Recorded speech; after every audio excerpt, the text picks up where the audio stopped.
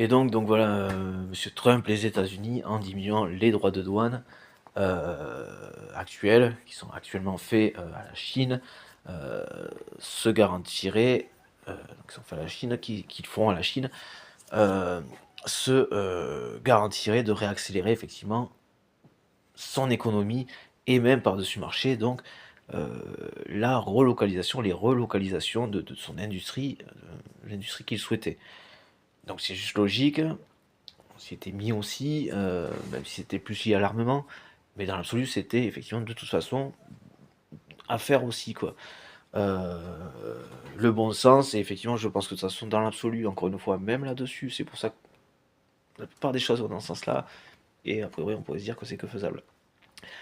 Que les délocalisations n'ont plus tellement lieu, effectivement, qu'on a passé cette espèce de cap où, voilà, qui a défoncé notre économie, excusez-moi pour, bon, ouais, pour le jargon, euh, et dont on sait effectivement que cette absurdité de non-imposition, de tellement infime imposition des plus riches, effectivement ne ruisselle pas, mais comme on le constate, et comme on l'a toujours constaté, même avec les délocalisations, c'est que dès qu'ils le peuvent, dès qu'ils peuvent prendre plus de thunes, et en lâcher le moins possible, ils ne cherchent pas à investir ni à faire ruisseler quoi que ce soit. Ils cherchent à se barrer, à le prendre, à ne rien lâcher, à tout prendre et à se barrer.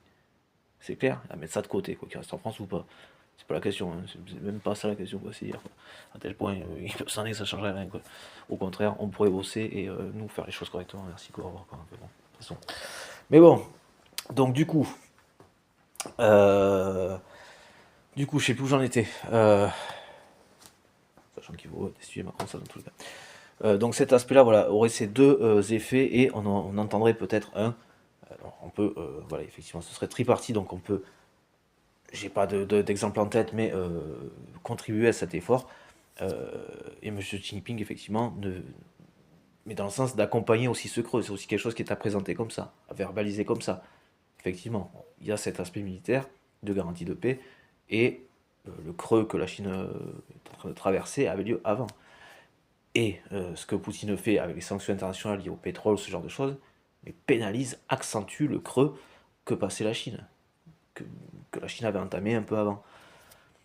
Donc si nous, dans notre positionnement, on l'accompagne tranquillement, notamment en faisant un effort avec les droits de douane, et donc ce serait positif aussi pour les États-Unis, même sur le territoire, pour la paix, hein, et nous, on va voir sur quoi, mais accompagner ce creux, cette espèce de forme de solidarité pour un pays qui ne s'engage pas, qui t'a renforcé le fait qu'il ne s'engage pas, l'engagement à ne pas s'engager auprès de la Russie, serait viable pour tout le monde et nuira à Poutine.